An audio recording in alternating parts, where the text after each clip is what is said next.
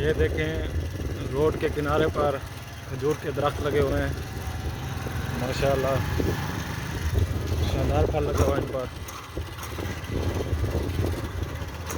आप भी अपने ज़मीनों के रकबे पर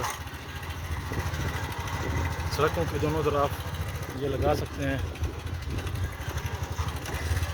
ये देखें बहुत शानदार फल लगा हुआ है।